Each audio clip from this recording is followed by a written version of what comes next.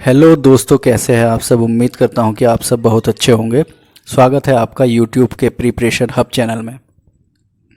आज हम पढ़ेंगे अपरिमेय संख्याएं, जो क्लास 9 का टॉपिक है और ये 1.2 इसी टॉपिक पे आधारित है।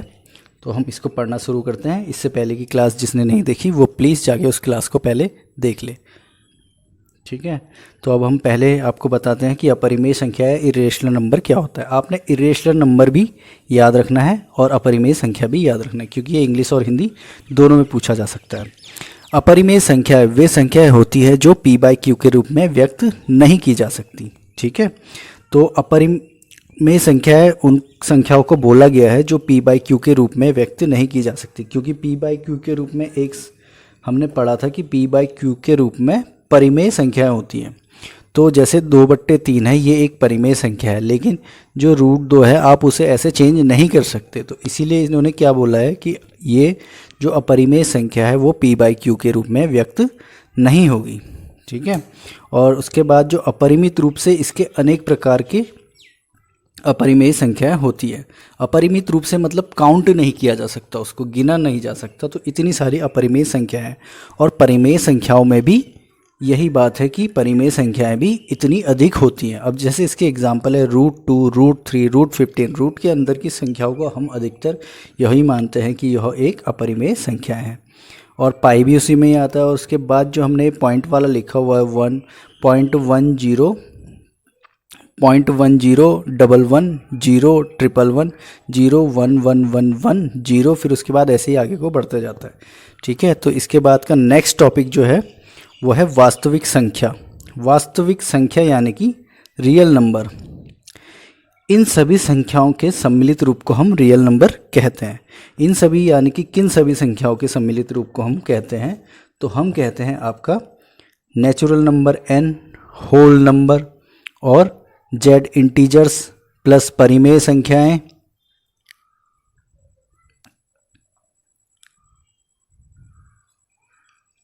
प्लस अपरिमेय संख्याएं।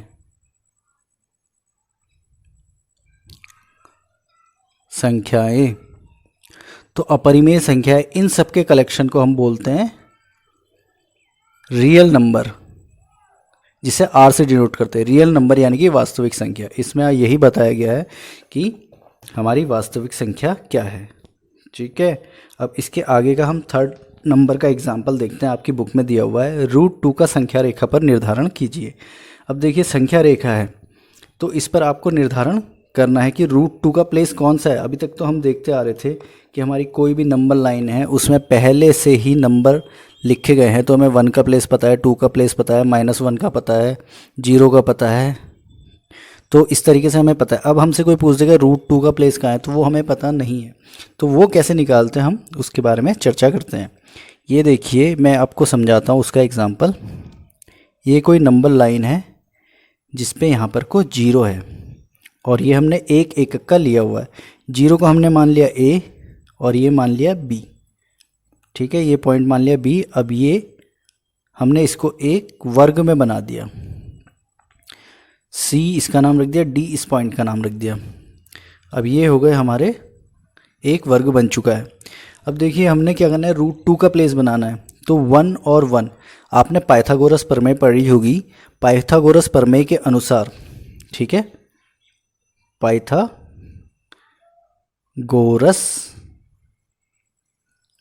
प्रमेय के अनुसार हमें क्या करना है, इस पे लगानी है पाइथागोरस प्रमेय, क्योंकि हमें ये कर्ण विकर्ण निकालना है। ठीक है, और इस एंगल में आप देखें तो ये कर्ण बन जाता है। जब ट्रायंगल होता है तो एक कर्ण बन जाता है। राइट एंगल ट्रायंगल है तो 90 डिग्री का है, वर्ग है, वैसे भी वर्ग 90 डिग्री के एंगल पे ही बनता है। तो अब हमने इसको नाम दिया है, तो आधार क्या है हमारा, 1 है, और ये भी 1 है। तो आधार हमारा हो गया AB। पाइथागोरस प्रमेय का क्या होता है, आधार का स्क्वायर और लंब का स्क्वायर, CB कह लो या BC कह लो, और कर्ण का स्क्वायर। कर्ण क्या है हमारा, AC, इसका स्क्वायर। तो ये 1 है, तो हमने लिख दिया 1 का स्क्वायर, प्लस ये भी 1 है तो 1 का स्क्वायर कर दिया। अब AC का स्क्वायर, तो 1 + 1 AC का स्क्वायर, अब ये कितना हो गया 2, तो AC स्क्वायर, अब 2√2 बन जाएगा क्योंकि ये 2 यहाँ आके रूट में चेंज हो जाता है, तो ये बन गया AC। ठीक है, तो √2 हमें पता चल गया। अब ये हमारी इसकी लेंथ अगर √2 निकल गई है तो इसका मतलब ये हुआ कि इसकी लंबाई √2 है। अब देखिए क्या होता है, हम यहाँ पे को प्रकार रखते हैं अपना, ठीक है, प्रकार हम जब रखते हैं और उसकी एक नोक यहाँ होती है, एक नोक यहाँ होती है, फिर उसके बाद ऐसे हम एक चाप लगाते हैं। हमें पूरा चाप नहीं लगाना है, यहाँ से लगाना है थोड़ा सा, तो यहाँ कहीं प्लेस आएगा तो यहाँ पे को √2 होगा। √2 का स्थान निर्धारण हो चुका है। आपको ऐसे ही लिखना है और चित्र में ऐसे दर्शा देना है और थोड़ी सी लाइन का लिख देना है कि √2 का प्लेस 1 के बाद होगा। ठीक है, अब इससे आगे का क्या है देखते हैं क्वेश्चन।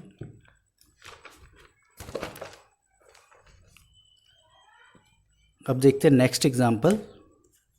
एग्जाम्पल नंबर 4 है, तो 4√3 का स्थान निर्धारण हमने करना है। तो अब मेरे हिसाब से आप √3 का भी स्थान निर्धारण कर देंगे। मैं आपको इसमें एक चीज़ बताना चाहता हूँ कि जैसे आप ये बना रहे हैं, जैसे आपने ये 1 का बनाया, ठीक है, तो इसी के बाद आपको √3 का करना पड़ेगा। तो आप √3 का कैसे करेंगे, अब ये है हमारा, अब इसको हमें आधार बनाना है, आधार यानी कि बेस, और यहाँ से 90 डिग्री का एंगल खींचना है। कितने का, इसी लंबाई का 1 का, तो 1 का हमने एक खींच लिया। अब देखिए ये सीधा यहाँ पे को DE बना लिया, मान लीजिए कोई पॉइंट था, इसी लंबाई का बना दिया है, उसको मिलाना है यहाँ से यहाँ। अब हमें प्लेस का पता करना है ये, तो ये हमारा बन चुका है आधार और ये बन चुका है कर्ण। तो हमने जब ये बन चुका है आधार और ये बन चुका है आपका लंब, तो वही पाइथागोरस प्रमेय आप लगाएंगे। अब थोड़ी सी चेंज ये हो गई कि हमारा AC क्या हो चुका है, AC स्क्वायर यानी कि आधार का, और AC के बाद हमारा क्या आएगा, EC स्क्वायर, क्योंकि ये लंब है, और कर्ण हमारा क्या है, कर्ण हमारा है AE का स्क्वायर होगा। अब वो AC की प्लेस में हमारा √2 है, तो हमने √2 लिख दिया, इसका स्क्वायर कर दिया। अब EC हमारा 1 है, वही लंबाई हमने ली थी इसीलिए 1 है, इसका स्क्वायर हो गया, और AE स्क्वायर हमने लिख दिया। अब √2 का जब आप स्क्वायर करेंगे तो 2 ही आता है, और 1 का स्क्वायर तो 1 ही होता है, तो AE स्क्वायर पूछ लिया गया है। तो AE क्या होगा, अब ये दोनों जुड़ के 3 हो जाएंगे, AE स्क्वायर, अब ये √3, क्योंकि स्क्वायर इस तरफ आएगा तो ये √3 बन जाएगा। AE भी हमें पता चल गया, यानी कि ये √3 है। अब वही बात चलेगी, यहाँ पे प्रकार रखा और ये इसका प्लेस यहाँ पे को आ गया। आपको लिखना ऐसे ही है। अब मैं आपको एक ही में बता रहा हूँ, आपको लग रहा होगा कि यार कितनी वो हो चुकी है इसमें, मतलब कितनी घिचपिच हो चुकी है, लेकिन आपको समझने की अपनी पावर बढ़ानी चाहिए, क्योंकि इसी तरीके से आप जब बड़ी क्लासों में जाएंगे तो इसी तरीके से आपको समझाया जाएगा और ख़ुद आपने मेहनत करनी पड़ेगी इन चीज़ों को समझने के लिए। तो आप इस बात को समझिए, ये अलग है और ये अलग है, प्रोसेस आपको याद रखनी है बस, ठीक है। तो ये भी आपका क्वेश्चन सॉल्व हो चुका है। अब देखिए 1.2 है, तो 1.2 के मैं पहले के 1 या 2 क्वेश्चन लूँगा। अब देखिए पहले क्वेश्चन में ही कितना है, सत्य और असत्य बताना है, वो भी कारण के साथ। तो ठीक है, इसमें हम पहले क्वेश्चन में बता देते हैं। इन्होंने पूछा है कि प्रत्येक अपरिमेय संख्या एक वास्तविक संख्या है। अब देखिए मैंने बताया था वास्तविक संख्या के अंतर्गत सभी संख्याएं आ जाती है, और इन्होंने हमसे पूछा क्या है, अपरिमेय संख्या। अपरिमेय संख्या एक वास्तविक संख्या, जब ये इसके वास्तविक संख्या के अंतर्गत अपरिमेय संख्या आती है तो ये बात सत्य है कि अपरिमेय संख्या क्या है, एक वास्तविक संख्या है, तो ये सत्य है। आपने बस कारण में इतना सा लिखना है कि वास्तविक संख्या के अंतर्गत अपरिमेय संख्या आती है, तो यह भी एक वास्तविक संख्या है। अब दूसरा क्वेश्चन जो है, संख्या रेखा का प्रत्येक बिंदु √m के रूप का होता है, जहाँ m एक प्राकृत संख्या है। अब देखिए ये असत्य होगा। ये असत्य क्यों होगा? क्योंकि जो रूट वाला है ना ये माइनस में भी आता है, तो इसीलिए हम कहते हैं कि ये असत्य है। प्रत्येक वास्तविक संख्या एक अपरिमेय संख्या होती है।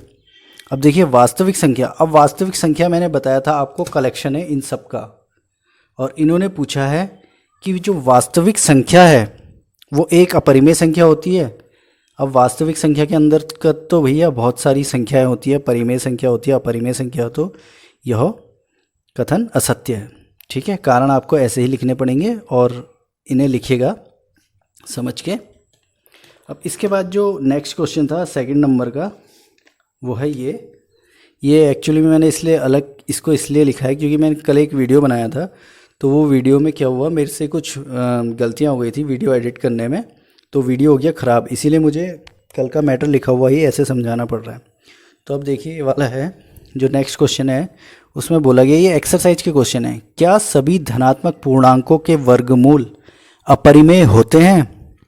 यदि नहीं तो एक ऐसी संख्या के वर्गमूल का उदाहरण दीजिए जो एक परिमेय संख्या हो। अब देखिए इसमें क्या बोला है कि जो सभी धनात्मक पूर्णांक होते हैं, ठीक है, धनात्मक पूर्णांक मीन्स इंटीजर, ठीक है, उसके परिमेय, उसके जो वर्गमूल आप करेंगे, जैसे आप 4 का वर्गमूल करेंगे तो 2 आएगा, जैसे आप इसमें 4 का वर्गमूल करते हैं तो उसका 2 आएगा। तो इन्होंने क्या बोला है कि जो 2 आ रहा है वो भी क्या होना चाहिए, एक अपरिमेय संख्या होनी चाहिए। और हमें पता है, हम जहाँ तक मानते हैं कि रूट वाली संख्याएं अपरिमेय होती है, तो ऐसा नहीं है, इसलिए हम इसका कारण देंगे नहीं, क्योंकि रूट 4 का 2 वर्गमूल होता है, इसलिए यह असत्य है। ठीक है, तो ये सेकंड क्वेश्चन भी आपका कंप्लीट हो गया। और इसके बाद जो है, मेरी वीडियो काफ़ी लंबी बनती जा रही है, तो मेरे फ़ोन में इतनी लिमिट नहीं है, और प्लीज़ तो मैं आपको वीडियो को यहीं रोकता हूँ। मेरे उसमें कुछ गड़बड़ तो नहीं है, ठीक है।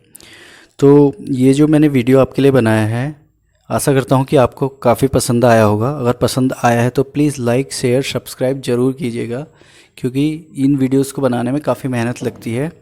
तो आपसे रिक्वेस्ट है, प्लीज़ इन्हें लाइक शेयर सब्सक्राइब ज़रूर करिएगा। और इसी के साथ वीडियो समाप्त करता हूँ। धन्यवाद।